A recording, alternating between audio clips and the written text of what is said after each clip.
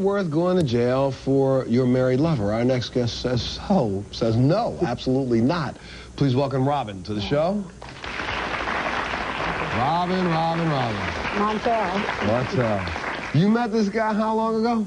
Before we even begin this, I would like to state, since I'm here, I'm not a whore, I'm not an extortionist, and I'm not a stalker, despite what the press said, despite what the news said. But nobody has any idea what we're talking about, so you just labeled yourself something that they don't know.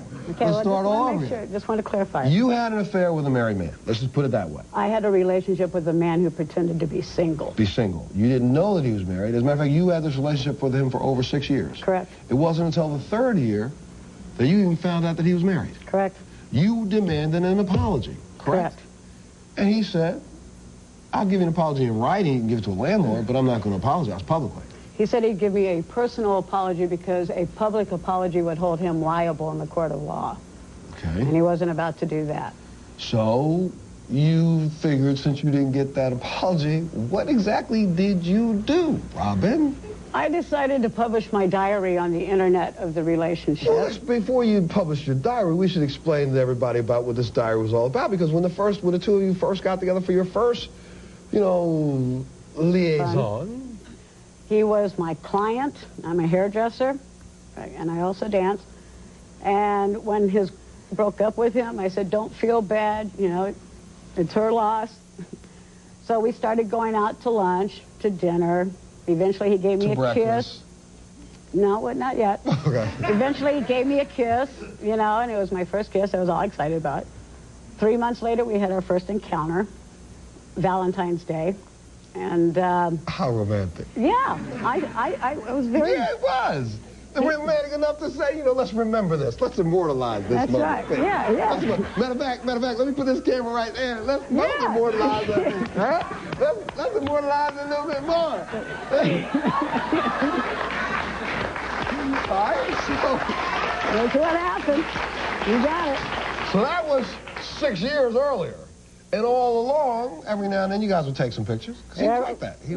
We enjoyed taking pictures together, yes. Okay. No doubt about it. So you started sending some of those pictures to his friends, to his boss, to his place of employment, to everybody you knew. But you were good about it, because you put a little flap of paper over the spot and said, looker beware, I said remove as simply curious. Yeah, okay. And everybody removed it. Everybody removed it. They wanted to look. So then, that wasn't enough. So then you blew up a website. I was learning web design as a hairdresser. Yeah, as a hairdresser, I don't get medical insurance, so I was learning web design, and I decided to practice with my diary, and I was learning how to do linkage, how to, scan pictures, etc. And I scanned all the love letters he ever gave me, all the pictures we ever took together, all the proof that I was telling the truth, that this man was leading a double life. And I don't care what anybody says. I mean, the police told me it wasn't illegal for this man to lie to me to obtain sex, but it was illegal for me to tell the truth about his marital status and embarrass him. So I am now a convicted felon.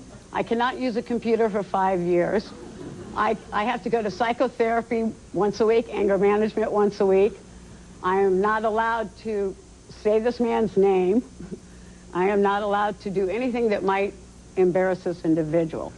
So you ended up spending how much time in jail? I was looking at 10 years in prison. I was forced to plead guilty in order to get out of jail because they were getting ready to take my son away from me.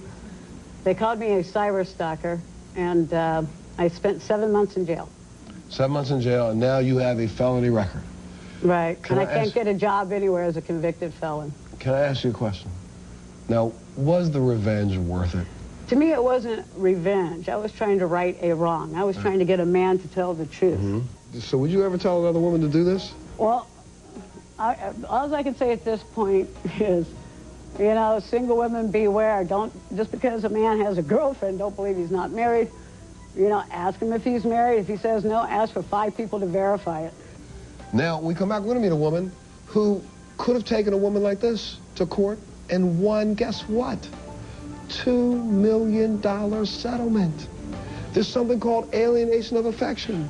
Ladies, in certain states in this country, if a woman comes and snakes you or a man comes and snakes you, you can take the snaker to jail, to court, and get our next guest got. You'll see. We'll be back. We'll be back right after this.